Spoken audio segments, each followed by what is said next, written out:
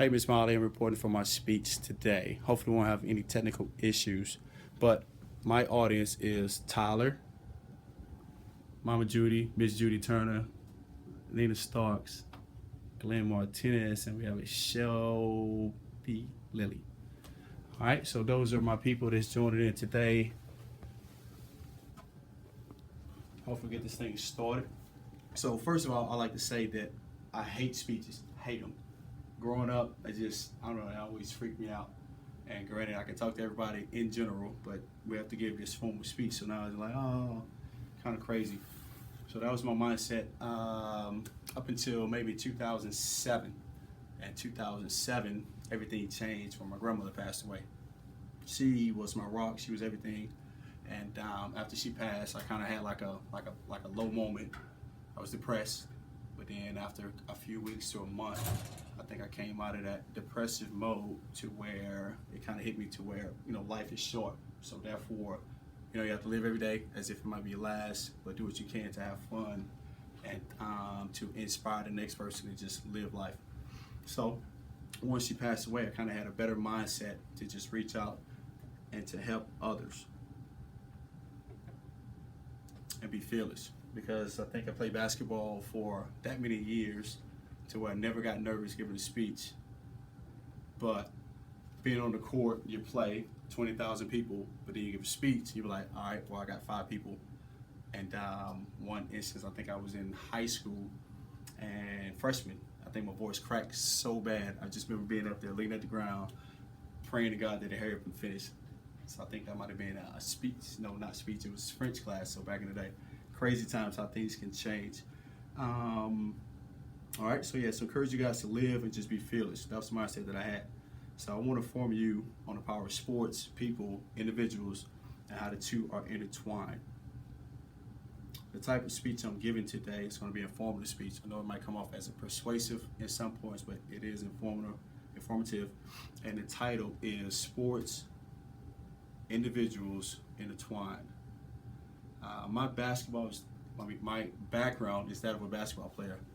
I've been playing basketball since I was 4 and had a skill, developed a talent for it, and the talent that's allowed me to have a good high school career, a good college career. But unfortunately, I didn't really develop into that mainstream type of player until I was like 32 years old, so technically too old. And had I had that mindset to be a killer instinct and just be like that monster on the court, I'm sure I probably wouldn't be standing here today. Should still be in the NBA. Should be in the NBA. Tim Grover, who's a trainer for the Chicago Bulls, he had a quote that said, being relentless means being satisfied. Never being satisfied. It means creating new goals every time you reach your personal best. If you're good, it means you don't stop until you're great. If you're great, it means you fight until you're unstoppable. It means becoming a cleaner. Cleaners are people like Michael Jordan, Dwayne Wade, Kobe Bryant. Michael Jordan, probably the best basketball player that ever lived. He's like the most competitive person. Like if you play against him, like it could be like your grandmother. Like he's gonna kill her on the court. That's the mentality he had. And had I had that mindset in high school and college, like I promise, like I'd be in the NBA. My uncle and I talk about it all the time. But I would say that it's too late for me now to reach the NBA. So therefore, like I realize my talent. I know my talent in basketball. I know my skill set that I can now teach the next person to be better and more of themselves. Sports can be used to move an individual, as it has the power to bring people together. It can be a tool to brighten a person's day. So with that in mind, like I said, I realized my talent as a basketball player, but it's not just about basketball. It's about having the concept of allowing the person to kind of be better, to be more. Just like Tyler that's in class, you're in the band, right? Yes, sir. All right, so band. What instrument you play? Baritone sax. Yeah, the sax, stuff like that. So then we got G Martinez. So do you play a sport or anything? Soccer. Soccer. Didn't know that. Are you playing on the team this year? I'm not. Make sure you will. Yeah. So then Shelby used to play sports, but just that concept of having kids, me being the adult and then being around kids, it's like I feel like I owe it to me and I owe it to them, you guys, to just push. Not to make it to where like you can't do it, but to just make it to where like you realize that you have a talent and that you want to realize that you can help somebody, just help the next person. Because I think that's what life is all about. Being aggressive and kind of knowing who you are and then realizing like you have that confidence, that self-confidence, but then going out the next person to inspire. Like, do I get on your nerves every day in class? No? Well, you say yes sometimes, but I push you because I know that you're trying to get in shape. So I didn't know you played soccer, so we're going to work on that starting tomorrow. All right? So that's in the start. And Miss Marley, you have to forgive me. You told me to put stuff on a note card. I just got lazy and I got stubborn, and I kept the stuff right here. I did an inspirational quote / poem from the movie Coach Carter. The actor that was in that movie name is Timo Cruz, and he stated, "Our deepest fear is not that we are inadequate. Our deepest fear is that we are powerful beyond measure. It is our light, not our darkness, that most frightens us. Your playing small does not serve the world. There's nothing enlightening about shrinking so that other people won't feel insecure around you. We're all meant to shine as children do. It's not just in some of us, it is in everyone. And as we let our own light shine, we unconsciously give other people permission to do the same. As we are liberated from our own fear, our present automatically liberates others." With that, we just go back to knowing who you are and then just being that light. Like I said, before my grandmother passed, I was real shy, I was real quiet, soft-spoken, wouldn't give up to give a speech. They'd be like, "Oh, do you want to talk about basketball?" And I'd be like, "Nah." I sit in the back. As Glenn would say, no. But, like now, every time I go in the past, like I feel like I'm obligated to just go and just make sure the next person pushes themselves. I'm a teacher now, trying to get qualified to become a teacher. But, my favorite part of the day is interacting with the kids. I love my coworkers, but I really love the kids. Just because, you never know what a kid might be going through. A kid might come in and feel like, like the world's against him, might have issues at home, parent, mom, dad, or just whatever, give the kid a hard case. Other students might be trying to be a bully. But then I think that I encourage enough to be like, I can go talk to Coach Jay, because he's going to either push me, make me laugh, but at the end of the day, we're going to have some fun. My high school experience was something crazy. My background, I went to an all-black elementary school, literally all-black, might have had one white classmate. Middle school was at Baker Middle, in which it was 2/3 black, but had some exposure to white students and friends. But then when I came here to Parkview, it was predominantly an all-white school. And it was kind of crazy.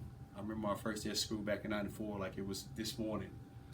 Sitting in the front seat, and then kind of got out. And then as I got out, like everybody was just like eating their food, eating breakfast, talking. And it was like they stopped and looked. And I remember being like paralyzed by fear, like, did I make the right decision? And I literally like froze. And then they had like 3 other guys, black guys, we're all coming together. And like they kind of walked in front of me, and I was kind of walking around and like scared to death. And I think after the second period, everything kind of calmed down, and then I met a friend already, and ever since that day one, at least hour one, like it's been all love. Like like I say, me being a black student at an all-white school, and it was literally all white. I think there was another black kid that came. I think his name was Sean. I think that was his first year here. Right before y'all. Oh, okay. So we came in all 4 years, and like I would say, we integrated the school a bit, because once we came in, I guess people like, oh, okay, I guess Parkview is cool. Like it's not an all-white school. So granted, we were over here, but people knew us in the city as like basketball players, sports figures. We played well, and I think sport brought them cultures and backgrounds and whatnot together, blacks being white. Because I'm sure there would have been some white kids that probably only saw black kids but didn't really have any interaction, as far as like from like their background, from where they live at to what they do, hunting and just being like in their own world. And then playing sports kind of bridged the 2 worlds together, which was good, because I was like, all right, cool, because not only am I more cultured, because like I have black friends, I have white friends, like some of my best friends can't be white. and which is just all love, because technically you shouldn't see color. And I think, you know, sports brought that about. You know, us coming in, me and four of the black guys the first year, playing sports, bringing like excitement to the school. You know, people coming out, and then like us being open as we were, like it just brought the two worlds closer together. And one of the friends I met from that is a guy named Steve Ware. I actually had an interview with him yesterday. Just asked him a couple questions like when he graduated. He was 2 years older than me, and he got into basketball, I want to say in the 8th grade. So he's from Kentucky, and he came here from like being in mixed schools, diverse schools, and he said that he noticed as well, like, man, like there were no other black guys at the school. But then we came about 2 years later, and then it kind of felt like, you know, like, okay, cool, this is what things supposed to be like, not just all one dominant race. So he's one of my great friends now, and like his nickname is Bam, B-A-M, because every time we would score back in the day, he'd scream over the big sign and just yell, Bam. So, but unfortunately, he's had a bout with cancer, and he finds out next week if the medicine he's been taking, some clinical trial stuff, is totally under the table. He find out like if it worked next week. But just going back to him and I being friends from day one here at Parkview, me playing sports, part about that friendship. And 20 years later, we're still friends. You know, I pray for him daily, but you know, sports bringing people together as it should. Jason McElwain, you can Google him or just go onto ESPN and type in J-Mac. He's an autistic kid from New York. I think this story came out 2005. Autistic kid, loved basketball. He was a trainer on the basketball team. And he never got a chance to play. But then the players came and was like, hey, coach, like, can Jason dress, you know, and if we win by 20 or lose by 20, can he please go in the game and play? So it was like, okay, you know, I mean, he's autistic, but yeah, whatever. So they put him in the game, the last 4 minutes of the game. So he got a shot it, air ball. So everybody laughing. So then, I don't know how, other than grace of God, like autistic kids score like 20-something points and go crazy, carry him off the court. It's like a dream come true ending, movie style, and that's what started the whole J-Mac phenomenon. Just a kid coming to school, sports, bringing people together. Steph Curry, he did a Make-A-Wish Foundation for a kid who wanted to hang out with an NBA player. Steph Curry was no All-American, he was no All-State. Dad played in the NBA. And he only had one opportunity to go Division I in college. Played at Davidson College, and ended up breaking all records playing against Goliath schools like Kentucky, Indiana, and he just killed. Tiny, skinny, and just killed it. Now he's one of the best players in the world, and just killing it in the NBA, back-to-back MVP. Every time he scores, it's just a salute to God. You know, Christian guy, and he can care less about winning and losing, because you know at the end of the day, he's made it to a platform. They can reach other kids, adults all over the world. In summary, again, sports tends to bring out the best in a situation, life. Of course, not all things end on a great note. There's a winner and a technical loser. Sports can unite a person, thing, walks of life. The challenge lies within the individual, who has the power to positively affect another individual through a simple talent. Yes, it takes hard work to become great, but if you're willing to commit to the craft, the gift, and talents you have, a person can influence a great deal. I challenge you to be more of yourself and to help another person with whatever gift you have. Like you say, you play in the band. You're going to be a soccer player.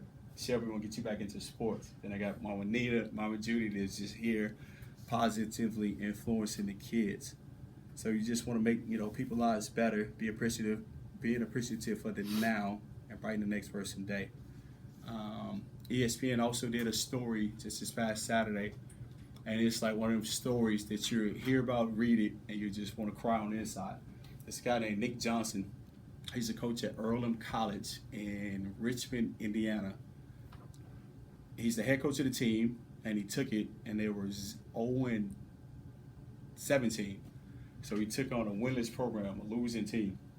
So he still hadn't won a game. So they're like 0-30, which is the longest losing streak in college football history.